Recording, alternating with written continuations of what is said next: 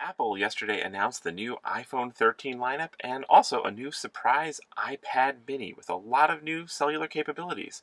Now, as we do every year, we're going to take a deep dive into a behind the scenes analysis of what's new on the mobile internet side of these new devices, particularly looking at the new cellular modems. So join us.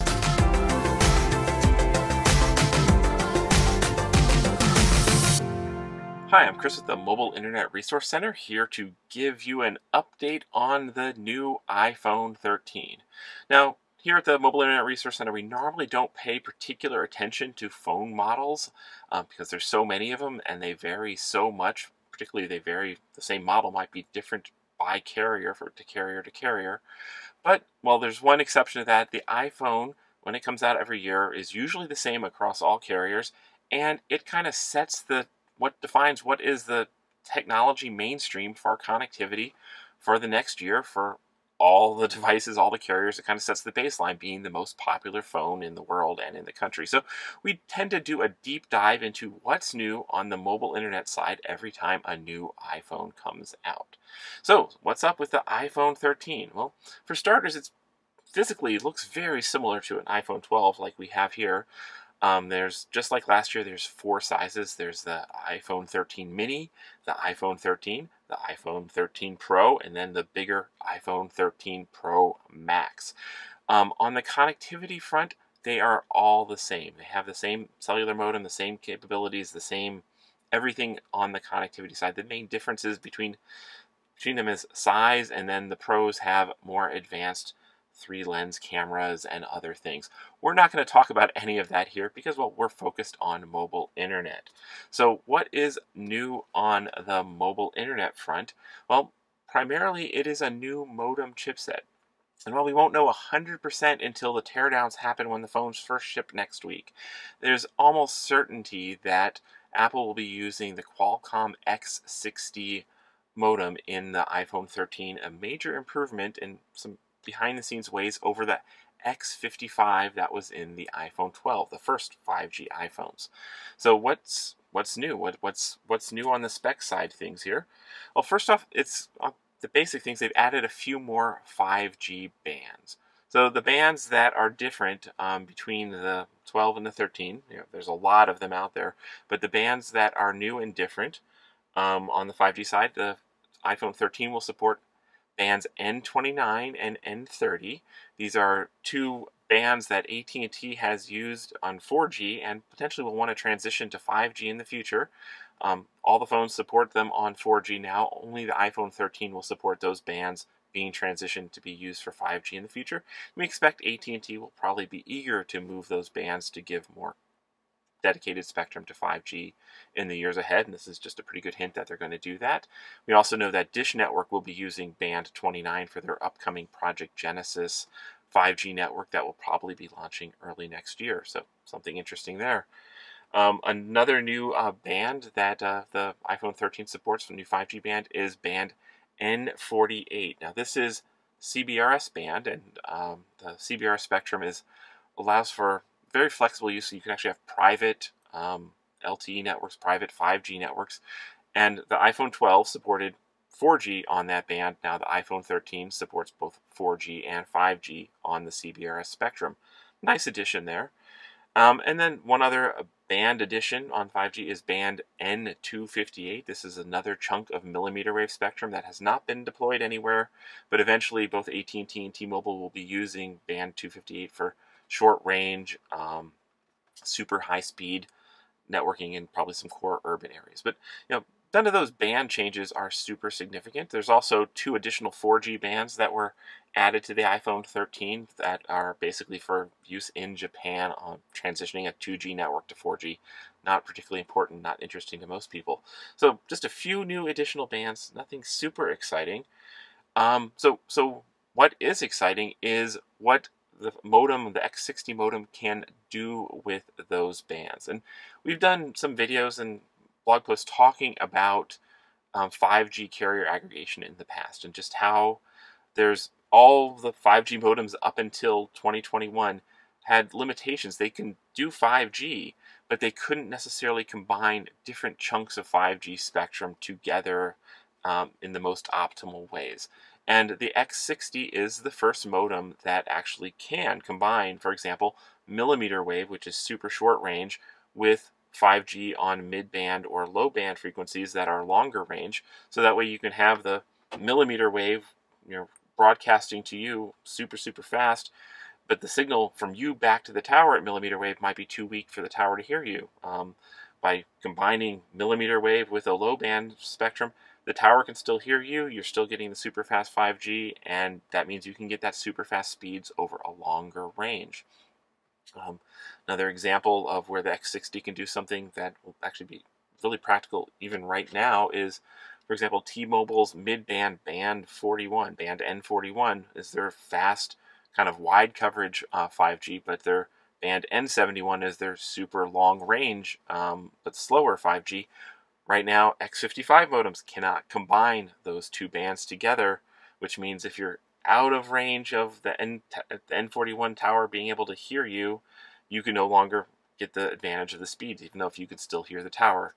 Now with an X60, you can go much further from the tower, still stay connected. So this sort of benefits of the new modem, even though the bands are really not much difference between the X55 and the X60, means that the newer iPhone 13 and other devices that are based on this modem, like actually quite a few of the Android flagships that have come out over this since early 2021, means that they'll have the ability to stay connected faster over wider ranges. And for RVers and cruisers who are often not in core urban areas, often not really close to the tower, this just means better performance over longer range. It's a good thing, major improvement in the modem there.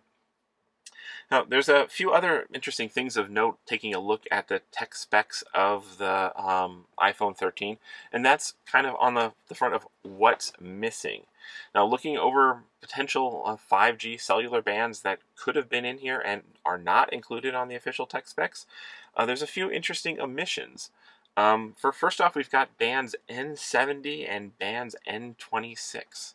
Now, these are two kind of oddball frequency bands that we really don't know of any devices that are supporting just yet, but eyes were on the iPhone 13 because these bands are going to be part of what Dish Network's Project Genesis 5G network uses when Dish debuts their nationwide 5G network sometime, who knows, hopefully early next year.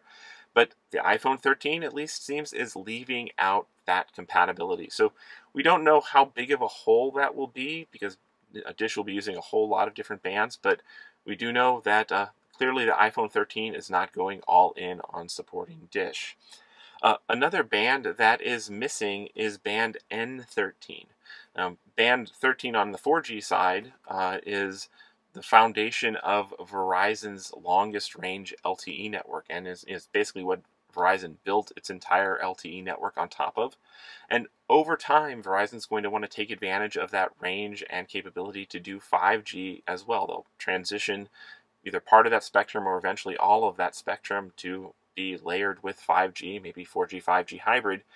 But, well, clearly that transition must be still years away because Apple left off support for band N13 in the iPhone 13. So, that Verizon transition, probably don't need to worry about it for a while.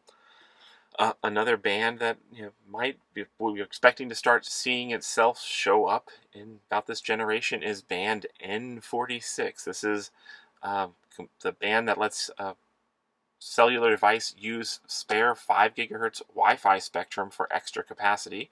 Cellular carriers have been using this in the 4G world to turbocharge over short distances and really add a big boost of speed, and the technology is there to start doing that on 5G.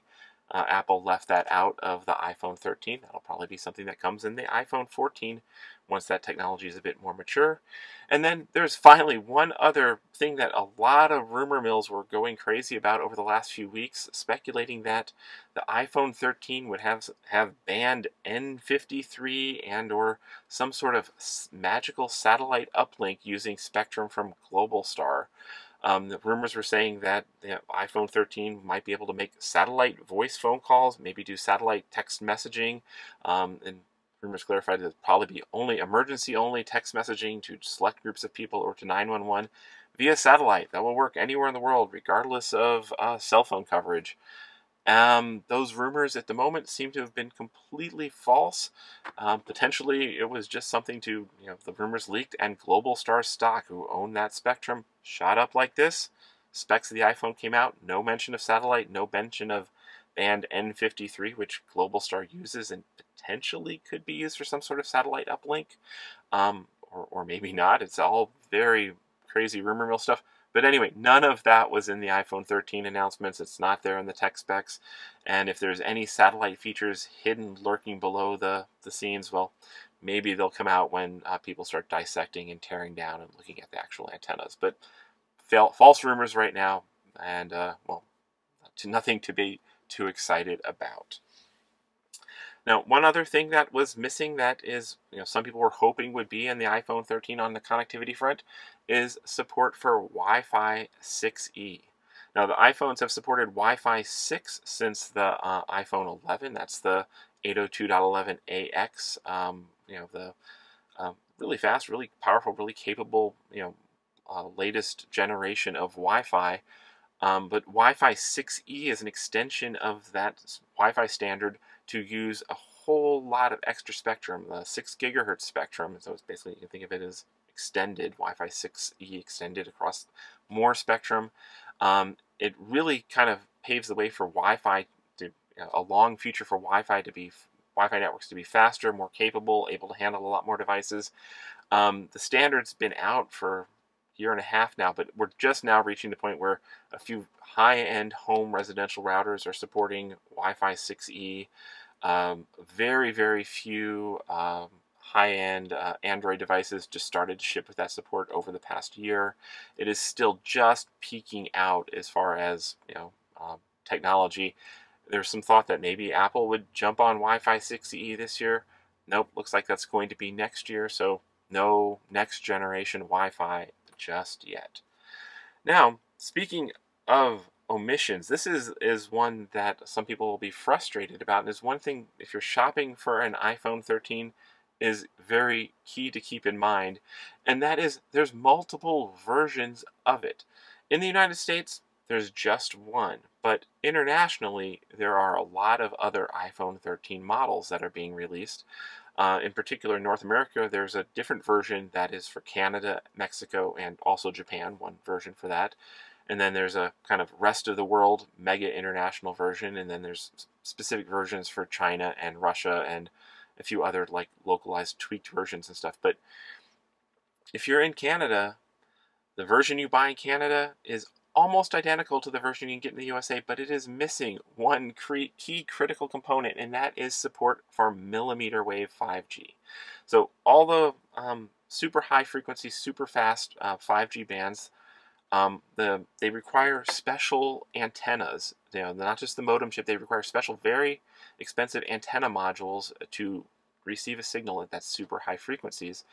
And because mmWave is still not used very much, particularly around the world, Apple seems to have decided that in both the iPhone 12 generation and now in the iPhone 13 to leave those expensive modem modules out of all versions of the iPhone 13 other than the USA version. So if you buy an iPhone 13 in Canada or Mexico, it will not have mmWave reception.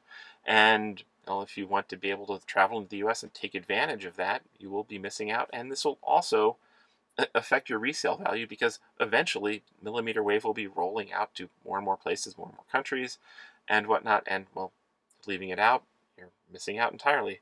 So the way you can tell whether you have mmWave on an iPhone 12 or 13 is there's a little kind of cutout on the right side of the case that is basically a little window, for a little oval-shaped window where the signal gets in and out. And only iPhone 13s, iPhone 12s sold in the United States have that, and that indicates mmWave is there. If you're buying imports or buying things through a semi-official channels, you maybe want to pay attention to whether you're actually getting the USA version with mmWave. The USA version has all the other international bands. It's not missing out on anything. If you are shopping outside of North America, there are other versions of the iPhone 13 that are missing more than just mmWave. The versions sold outside of North America are also missing the low frequency support for 4G and 5G 600 megahertz spectrum. So T-Mobile's band 71 and 71, also missing AT&T's FirstNet and stuff like that. So if you're buying an iPhone 13 internationally, you're giving up on some bands that are really kind of important in the United States. So if you're shopping internationally or shopping imports or buying used, pay attention. Make sure that if you're in the United States, at least, you're getting the USA version. If you're shopping internationally, maybe you want to try and get your hands on the USA version. Now, there is one other kind of significantly new connectivity feature in the iPhone 13 that we've not seen on any other devices before, and that is dual eSIM support. Now, ever since the iPhone XS, Apple has actually kind of led the industry in supporting dual SIM features, where you can actually have two plans on your device enabled at once. One primary plan that is your data connection, and a secondary phone number that is available for voice calls and texts, and will ring if a call comes through. So you can have two phone numbers that will ring at any time, and then you could easily switch between those two data connections. But up until now, it was one physical SIM card in the little SIM card slot and one electronic SIM that you can electronically install. And you can install other electronic SIMs, but only one of them could be in that active slot at a time. New in the iPhone 13 is they're actually letting you have, you can ignore the physical SIM and have your active slots filled with two electronic SIMs. So you can either have physical SIM and electronic SIM, or two electronic SIMs, and both of those can be kind of in active mode at once. So two phone numbers can be ringing through, and then you could just pick which one is your data connection. So that is a really handy feature for a lot of us nomads who want to carry around two carriers. Like I got on my iPhone 12 Verizon and AT&T plans active, and when an iPhone 13 comes out, I could have dual eSIM. I could keep my current eSIM plan active and still quickly switch to, for example, Visible. Just download the Visible app and you can activate a Visible plan with a few taps, and suddenly I've got another plan here without having to deactivate, unplug my current eSIM in here. So it is a way to make eSIMs a lot more flexible, particularly for people who want to carry around multiple plans on a device. And in fact, Apple will be kind of going to an eSIM default. So when you buy an iPhone 13 from Apple, you will not get a physical SIM from your carrier of choice. They will actually let you activate an eSIM as needed with whatever carrier you choose, and if you want a physical SIM, you'll have to go get that later. One final kind of cellular connectivity relevant thing that was announced as part of the iPhone 13's announcements was not an iPhone. It was a surprise of a new iPad mini.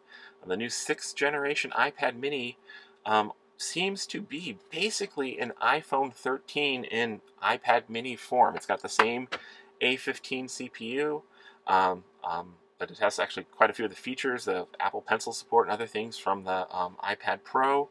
And it has 5G connectivity, and it seems to have the exact same connectivity capabilities as the iPhone 13, at least the Canadian version. So it's leaving out the mmWave, so it's leaving out that super fast, super short range stuff.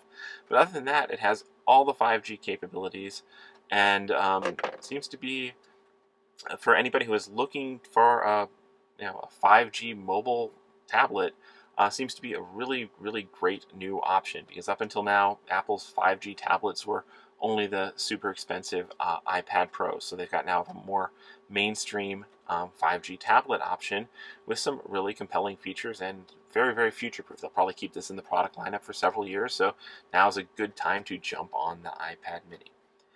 Anyway, that's kind of an update on the behind-the-scenes connectivity side of what Apple announced this week. And there's some interesting stuff, a lot of subtle changes, but some of them have some pretty big implications behind the scenes, particularly tied to that X60 modem.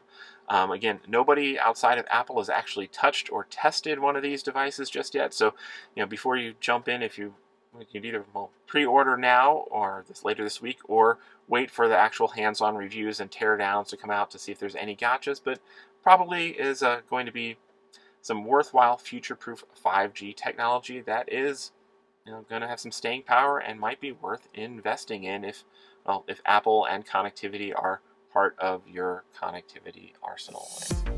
These videos are brought to you by our premium members, our mobile internet aficionados. They make it possible for us to track this news and create these videos. If you like this video, please give it a thumbs up, leave a comment, subscribe to our channel, or better yet, consider becoming a member yourself.